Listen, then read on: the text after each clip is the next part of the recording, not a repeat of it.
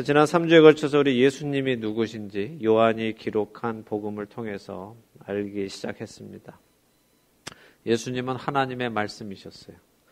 하나님의 품속에 계시던 그 말씀이, 그분의 생각과 그 말이 다르지 않은 그 하나님의 말씀이 죄를 사해주는 언약궤 대신에 이 땅에 육신을 입고 오셨어요. 원래 성전에 있었던 그 언약궤 위에 피가 뿌려질 때 이스라엘 백성들의 죄가 사해졌는데, 그 언약궤는 사라지고 그 언약궤 되시는 예수 그리스도께서 실제로 오셔서 그분의 피가 그분 위에 다 흘려내려져서 이제는 누구든지 그를 믿는 사람에게는 다 죄사함을 받는 은혜가 내려졌습니다. 이것은 그분을 직접 보고 경험한 사도 요한이 기록을 한 것이었어요. 또한 구약에 이미 하나님께서 선지자들을 통해 예언하신 그분임을 세례 요한도 와서 증언했습니다. 자, 오늘부터 이제 요한복음 본문을 좀 읽어가면서 보도록 하겠습니다. 오늘은 요한복음 1장 35절에서 42절을 읽겠습니다. 요한복음 1장 35절에서 42절입니다. 함께 읽어볼까요? 또 이튿날 요한이 자기 제자 중 두 사람과 함께 섰다가 예수께서 거니심을 보고 말하되 보라, 하나님의 어린 양이로다. 두 제자가 그의 말을 듣고 예수를 따르거늘 예수께서 돌이켜 그 따르는 것을 보고 물어 이르시되 무엇을 구하느냐? 이르되 랍비여 어디 계시오니이까 하니, 랍비는 번역하면 선생이라. 예수께서 이르시되 와서 보라. 그러므로 그들이 가서 계신 데를 보고 그날 함께 거하니 때가 10시쯤 되었더라. 요한의 말을 듣고 예수를 따르는 두 사람 중에 하나는 시몬 베드로의 형제 안드레라. 그가 먼저 자기의 형제 시몬을 찾아 말하되 우리가 메시아를 만났다 하고, 메시아는 번역하면 그리스도라. 데리고 예수께로 오니 예수께서 보시고 이르시되 네가 요한의 아들 시몬이니 장차 게바라 하리라 하시니라. 게바는 번역하면 베드로라. 아멘. 자, 예수님께서 제자들을 처음 만나시는 장면입니다. 예수님 그 이튿날 했으니까 예수님이 그 앞에는 세례 받으신 거예요. 세례 받으신 다음 날, 다시 말해서 세례 요한이 예수님을 유대에 소개한 그 다음 날 예수님께서 거니시는 것을 봤어요. 그러니까 지금은 여기는 갈릴리가 아니에요. 이스라엘에서 봤을 때 예수님의 고향이 갈릴리에서 일어나는 일이 아니라 예루살렘에서 동북쪽에 있는 요단강 근처에서 일어나고 있는 일이에요. 그러니까 사람들이 다 이 세례 요한한테 세례를 받기 위해서 나와 있는 때고, 예수님도 오셨고, 지금 요한이나 베드로의 형제들이나 이 사람들도 다 갈릴리에서 와서 지금 세례를 받기 위해서 그 동네에 지금 머물러 있는 그런 때였습니다. 그러니까 예수님이 세례 요한에게 세례 받으시고 그 다음에 그 요단강 근처를 이렇게 거니시는 장면이에요. 그랬더니 그 세례 요한이 전날에도 분명히 하나님의 어린 양이다라고 말했는데 그날도 하나님의 어린 양이다라고 또 말을 해요. 근데 누구한테 했는가 하니까 세례 요한이 자기한테도 제자들이 있었단 말이에요. 세례 요한을 따라다니는 제자들이 있었는데 그 중에 두 제자한테 보라, 하나님의 어린 양이다라고 했어요. 자, 하나님의 어린 양은 무슨 의미일까요? 아시는 분들은 또 아시고 모르시는 분들은 모르실 텐데, 구약에 하나님께서 이스라엘 민족을 애굽에서 구원해 내오실 때 예전에, 그러니까 이 이전에 약 2000년 전에, 예수님 오시기 한 2000년 전에 이스라엘 민족을 애굽에서 구원하실 때 어린 양을 잡아서 그 피를 문에 십자 모양으로 바르면 그날 저녁에 죽음의 신이 왔는데 그 피가 있는 집은 들어가지 않고 건너가서, 그리고 피를 안 바른 집에는 들어가서 장자의 영혼을 데리고 나오는 일이 있었어요. 그때 사람들은 자신들이 기르던 그 어린 양을 잡아서 그 피를 문설주에 발랐어요. 그 양의 피는 그날 그들의 생명을 구원했지만 그들을 죽음 자체에서 구원한 건 아니에요. 그날 있었던 죽음에서 구원했어요. 그 어린 양의 피는. 그렇지만 죽음 자체에서 그들을 구원한 건 아니었어요. 그냥 그날이라는 단 하루의 사건에서 구원한 겁니다. 그러니까 세상에 있는 양, 동물의 피는 그 정도의 가치는 있어요. 그 사람을 그날의 죽음에서 구원할 수는 있어요. 그 해의 죽음에서는 구원할 수 있어요. 그러나 하나님께서 친히 준비하신 하나님의 어린 양, 예수 그리스도는 우리를 한 날의 한 사건의 죽음에서만 구원하는 것이 아니라, 한 해의 죄에서만 구원하시는 것이 아니라 우리를 영원히 구원하시는 가치가 있는 거예요. 우리를 죽음이라는 것에서 영원히 구원하신단 말이에요. 바로 그분이 오셨다라고 지금 세례 요한이 증거하는 거예요. 자기 제자들한테. 자, 세례 요한이 그렇게 예수님을 하나님의 어린 양이다라고 증거하니까 그때까지 세례 요한을 따르던 제자들 중에 2명이 이제 세례 요한한테 빠이빠이 하고 예수님한테로 온 거예요. 자, 자신을 따라오는 세례 요한의 제자 2명을 보고 예수님이 물으세요. 무엇을 구하느냐? 자, 왜 따라오니? 라고 물어보세요. 뭐 나한테 필요한 거 있어? 라고 물어보시니까 예수님의 질문에 2 제자가 뭐라고 해요? 랍비여 어디 계시오니까 하고 물어요. 그러면서 랍비는 선생이다 이렇게 번역해 놓았죠. 근데 어디 계십니까? 질문을 왜 할까요? 어디 묵으세요? 이게 무슨 말인지 궁금하지 않으세요? 그냥 인사법인가요? 자, 이건 유대 문화에서 특별한 의미를 담고 있는 말이에요. 그래서 그 유대 문화 안에서 이해해야 돼요. 제가 만약에 여기서 우리 삼유리에게 삼유라 언제 국수 먹게 해줄래? 라고 물어보면 삼유리 무슨 말인 줄 알아요? 내가 삼유리한테 언제 국수 먹게 해줄래? 그러면 에? 웬 국수 갑자기? 그렇잖아요. 그죠? 근데 어른들은 다 아시죠? 언제 국수 먹게 해줄래? 하면 무슨 의미예요? 네, 언제 결혼할래? 하는 의미예요. 전혀 상관없는 것 같죠? 그렇지만 한국어로는 언제 국수 먹게 해줄 거야? 하면은 언제 결혼할 거야? 라는 의미란 말이에요. 그러니까 우리가 성경을 읽을 때도 성경 안에서 하는 그 말씀이 무슨 의미인지 그 문화 안에서 이해해야지 그냥 우리 생각으로 이해하면은 오해하는 것들이 많습니다. 그런 것들을 우리가 성경을 읽어 나가면서 제가 하나하나 알려드릴게요. 자, 오늘 제자들이 어디 계시오니까? 라고 묻는 것은 유대 문화에서는 제자가 되고 싶습니다 하는 의미예요. 왜냐하면 우리 시대의 제자라고 하면 뭐 스승에게 뭔가 배우는 사람을 의미하죠. 뭔가 배우는 사람이 제자예요. 근데 유대 문화에서 누군가의 제자가 된다는 것은 그 사람의 어떤 기술을 배우는 것에 그치지 않아요. 스승과 함께 먹고 자고 살면서 그 스승의 성품과 말투와 이것까지 다 배우는 것을 의미했어요. 그래서 비록 그 스승이 이 세상을 떠나고 없어지더라도 제자가 그 스승이 마치 살아있는 것처럼 할 수 있는 게 제자였어요. 당시에는. 그래서 함께 먹고 자고 살고 하는 것이 제자와 스승의 관계였기 때문에 어디 계십니까? 라고 묻는다는 것은 제가 제자가 되고 싶습니다. 라고 하는 의미입니다.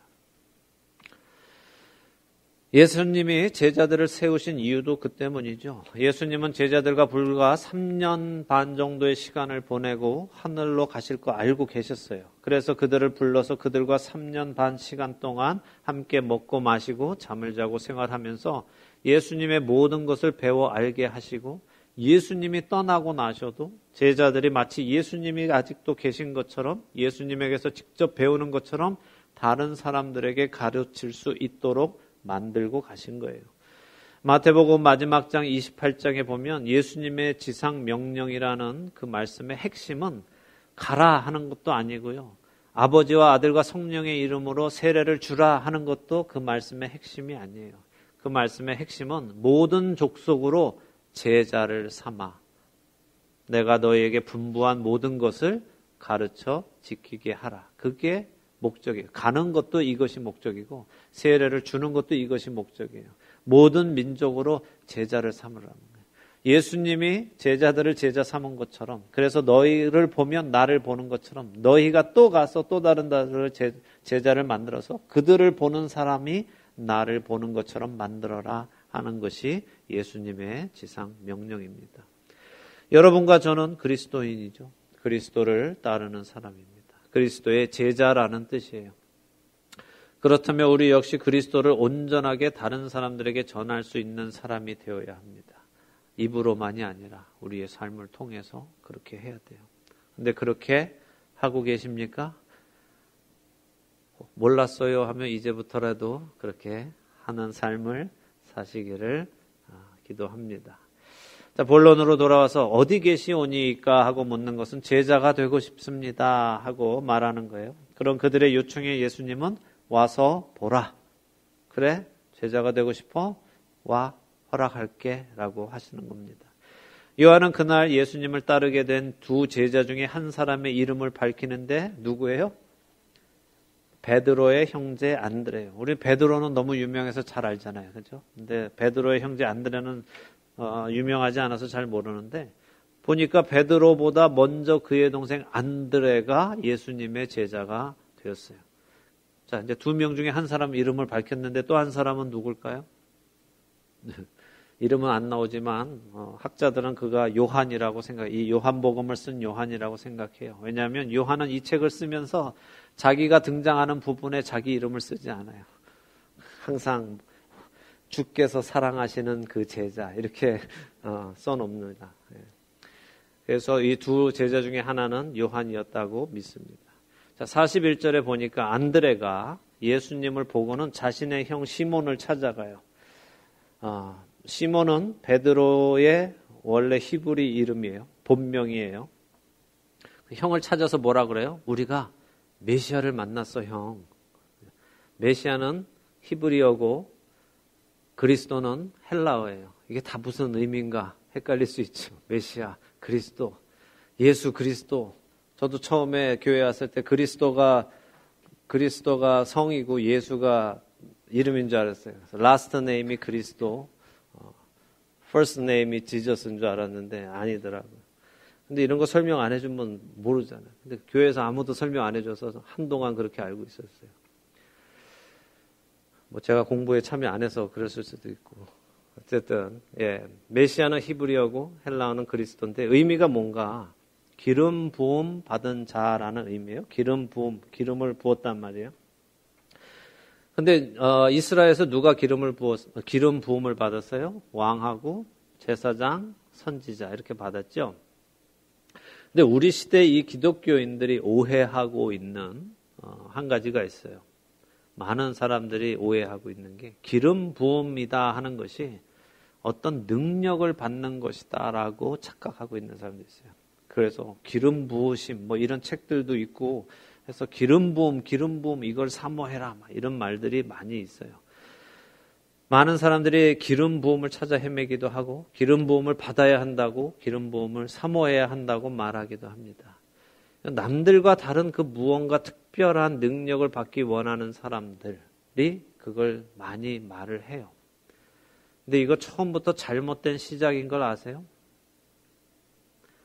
나는 뭔가를 하나님으로부터 받고 싶다라는 것 자체가 처음부터 잘못된 것이라는 것을 아시냐고요.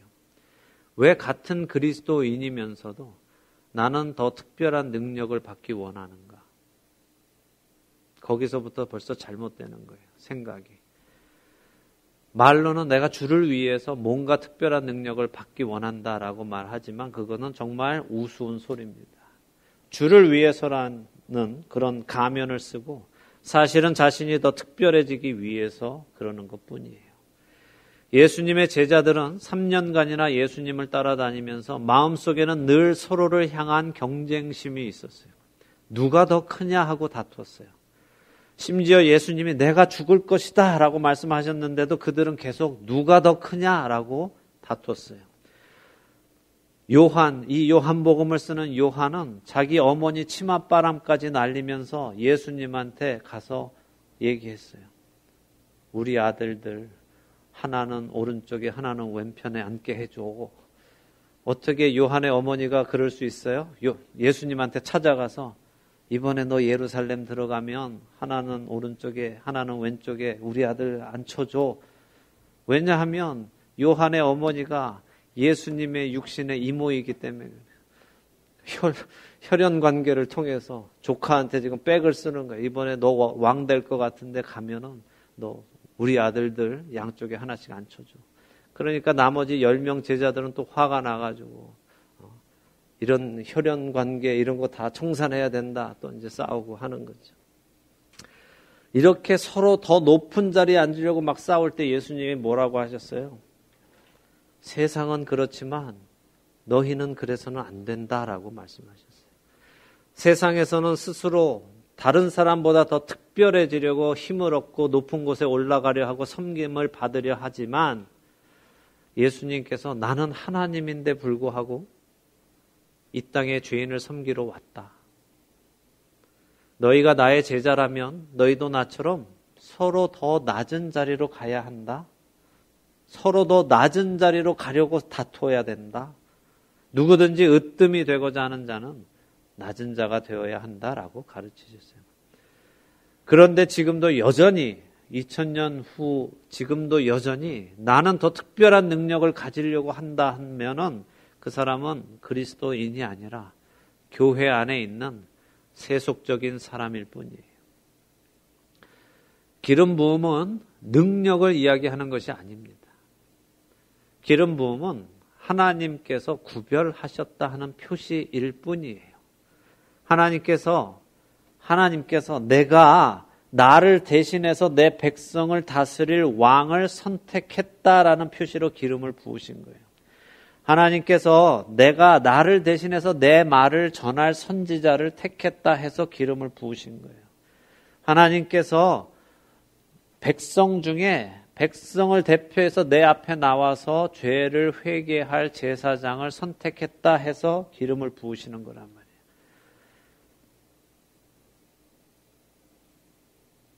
그것이 기름 부음의 의미예요. 내가 택했다. 내가 얘를 택했다. 이게 기름 부음이지 기름 부음이 어떤 능력을 받아서 내가 뭔가 막 일을 할 수 있는 그런 것이 아니란 말이에요. 그러니까 다른 거 구하지 마세요. 예수님이 메시아다. 예수님이 그리스도다. 예수님이 기름 부음 받은 자다라는 의미는 뭐냐 하면 그분이 왕이시고 선지자이시고 대제사장이신 것도 맞지만 더 중요한 것은 하나님께서 인류를 구원하시기 위해 택해 놓으신 분. 하나님께서 인류를 구원하시기 위해 처음부터 구분해 놓았던 분. 그분이 이분이다 하는 의미예요. 그러니까 기름 부음을 어떤 능력으로 착각하는 이단들의 미혹에 빠지지 마세요. 그리고 그리스도인 개개인은 예수님을 구주로 영접했잖아요. 영접했다는 것은 이미 영적으로 기름 부음을 받았다는 거예요. 하나님이 택하셨다는 거예요. 너는 내 백성이야 라고 택하셨기 때문에 영적으로 이미 기름 부음을 다 받은 거예요. 그러니까 그 안에서 자신을 특별하다고 생각하지 마시기 바라요. 또 특별한 사람이 되려고도 하지 마시기 바라요. 우리 시대 잘못된 신앙관이 뭔지 아세요? 하나님께서 당신을 향해 놀라운 계획을 가지고 계십니다. 하나님은 당신을 사랑해서 그 아들을 주셨어요. 당신은 그만큼 고귀한 존재입니다. 많이 들어보신 말씀이죠. 맞는 말 같죠? 하나님께서 그 아들을 주시고 구원한 나니까 내가 대단한 가치가 있는 사람인 것 같죠? 아닙니다. 시선이 잘못됐어요. 하나님이 나에게 그 아들을 주셨기 때문에 내가 대단한 게 아니에요. 나 같은 쓰레기를, 나 같은 죄인을, 나 같은 악한 존재를 그분이 사랑하셔서 그 아들을 주셨다는 것이 대단한 거지, 그렇게 줬으니까 내가 대단한 게 아니란 말이에요. 근데 우리는 자꾸 나한테 집중하게 해요. 하나님이 나를 사랑하셔서 이렇게 해주고 저렇게 해주고 했다. 그럼 나는 참 고귀한 존재다라고 생각하는데 아니라니까요. 여러분 스스로를 생각해 보세요. 여러분이 생각하는 게 뭐가 선한 게 있어요? 하루 종일 선한 생각 몇 시간 하세요? 악한 생각 더 많이 하세요? 선한 생각 더 많이 하세요? 지금 그리스도인이 돼서 살아가는 오늘 이 시간에도 여러분들이 악한 생각을 더 많이 하세요? 아니면 선한 생각을 더 많이 하세요? 하루에 여러분의 삶을 스스로 돌아보았을 때 저는 대부분의 우리는 악한 생각을 더 많이 한다고 생각해요. 제가 그래서 그럴 거예요. 저를 기준으로 봤을 때 선한 생각 하루에 10%, 20% 하면 잘하는 거고 나머지 대부분은 악한 생각하는 거예요. 그럼에도 불구하고 하나님은 나를 사랑하신다면 그 크레딧은 하나님께 가야 되는 거예요. 어떻게 저 같은 것을 사랑하셔서 그 아들을 주셨어요? 하나님의 사랑이 대단하십니다라고 가야 되지.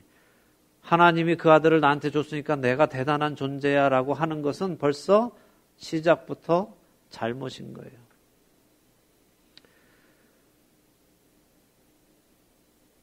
시편 23편에서 다윗이 이렇게 고백해요. 내 영혼을 소생시키시고 나를 의의 길로 인도하시는데 그 이유가 뭐라고 하시는 줄 아세요? 여호와는 나의 목자신데 그분이 나의 영혼을 소생시키고 나를 의의 길로 인도하시는데 왜 그런다고 하세요? 내가 괜찮아서? 내가 고귀해서? 아니요. 자기 이름을 위하여 그러신다. 하나님, 그분이 그런 분이시기 때문에 그렇다는 거예요. 그분이 의로우신 분이고 그분이 사랑 그 자체이기 때문에 나 같은 죄인을 살리시고 의의 길로 인도하신다는 거예요. 그러니까 착각하지 마세요. 나에게 집중하게 하는 복음은 가짜 복음이에요. 그건 거짓 복음입니다. 그건 거짓말이고 죄입니다. 누룩이 들어가서 부풀르는 거짓말입니다. 참된 복음은 우리로 예수님을 바라보게 합니다. 참된 복음은 우리로 하나님을 바라보게 하지 나를 바라보게 하지 않아요. 그것이 성령님이 오셔서 하시는 일입니다.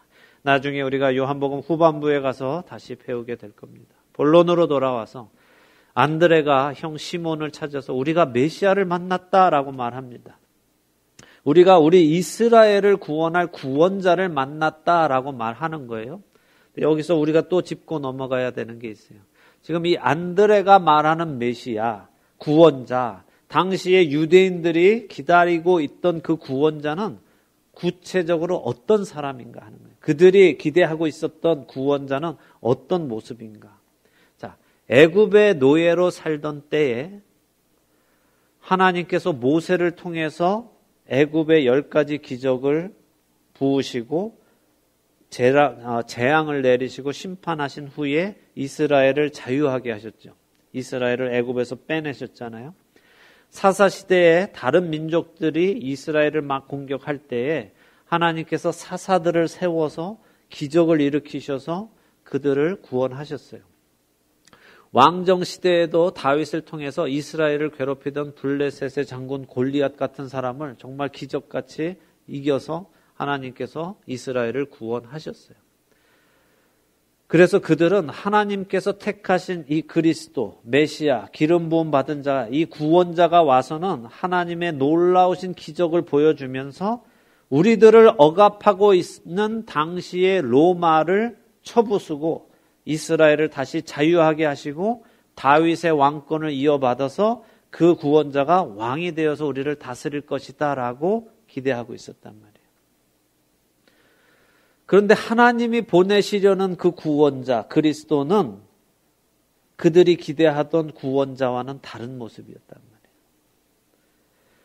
하나님이 보내시려는 구원자는 그들이 생각하는 그렇게 소극적인 구원자가 아니었어요. 그들의 생각은 우리가 지금 로마한테 힘들어 있으니까 우리를 구원해 줄 구원자가 올 거야 라고 기대하고 있었지만 하나님이 보내시려는 구원자는 그 정도 소극적인 구원자가 아니라 하나님께서 지금까지 모세로부터 해서 다윗의 때까지 보여주셨던 그것들은 그 구원은 그냥 앞으로 하실 그 원대한 계획의 샘플일 뿐인데 이들은 그냥 그 샘플만 보고 지금 로마에서도 로마를 향해서도 똑같은 일이 일어날 거다라고만 기대하고 있었단 말이에요.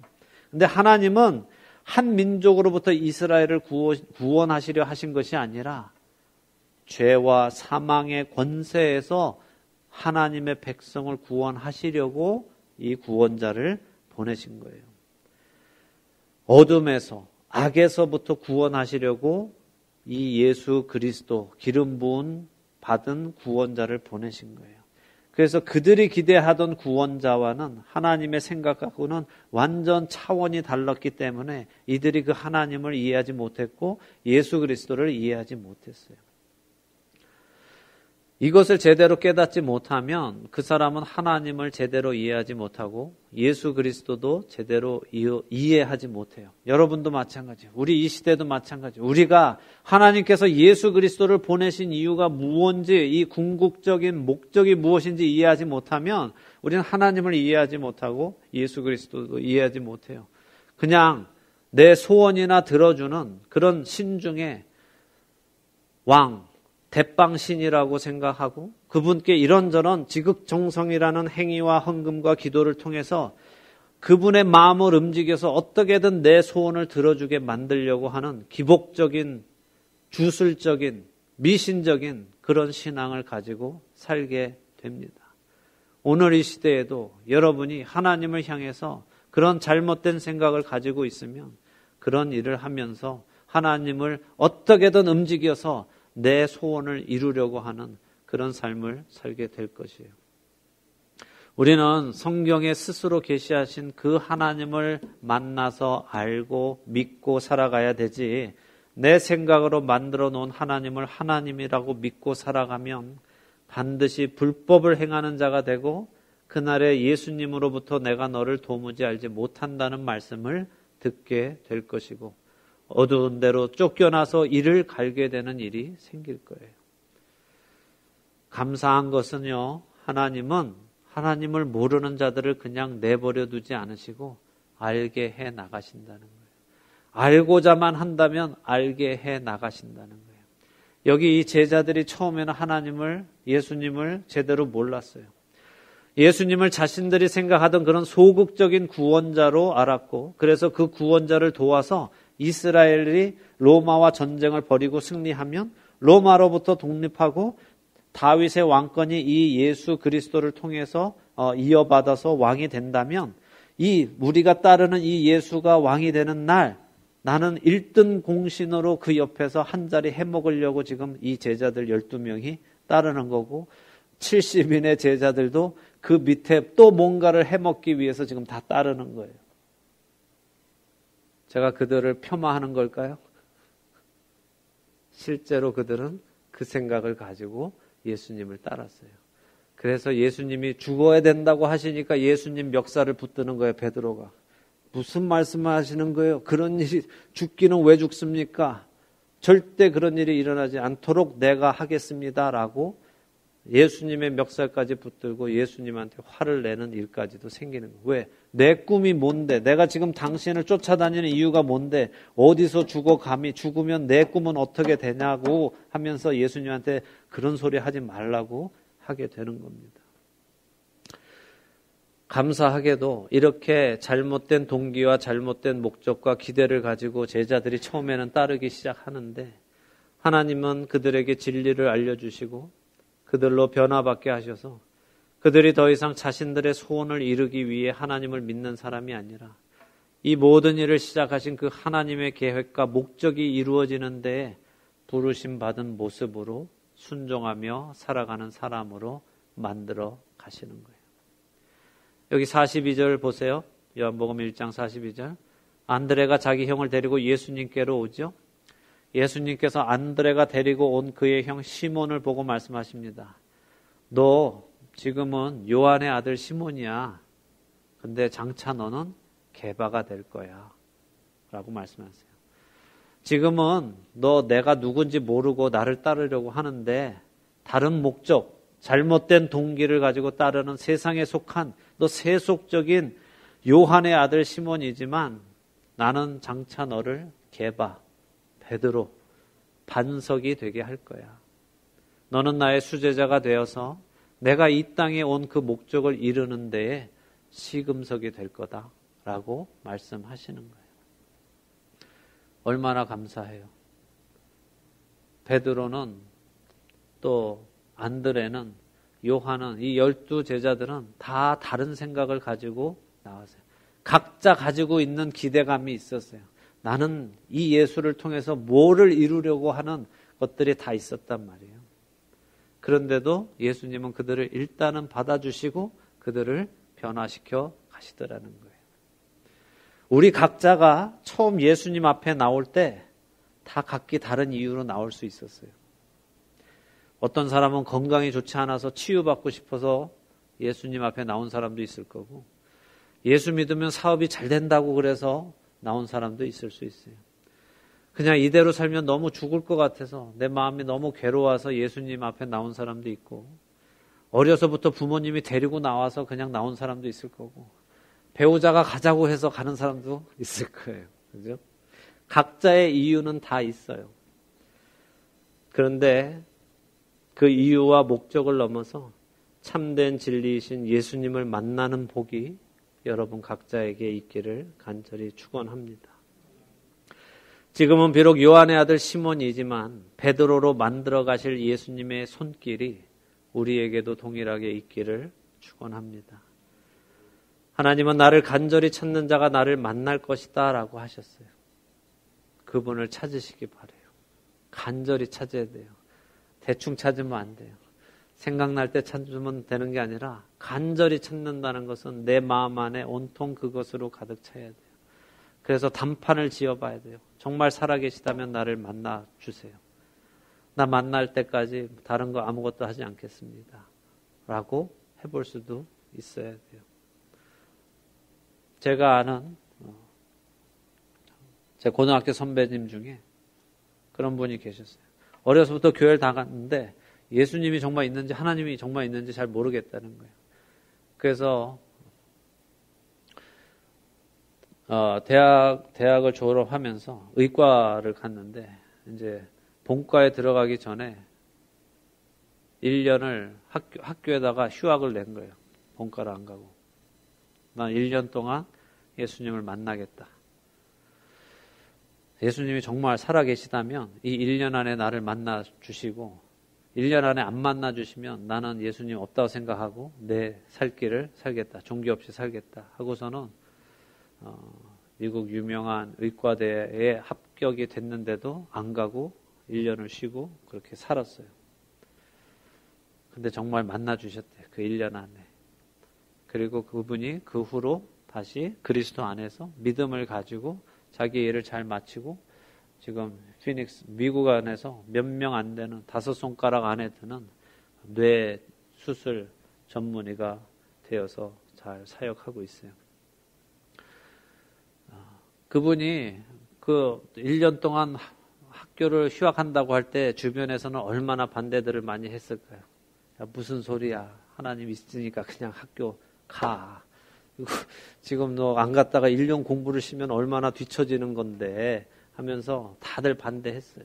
근데 그분은 나는 학교를 가는 게 중요한 것보다 예수가 정말 있는지 하나님이 정말 있는지 난 그거부터 알고 싶다. 그거 모르면 내가 왜 해야 하는지 이유도 전혀 달라지기 때문에 그렇다는 거죠.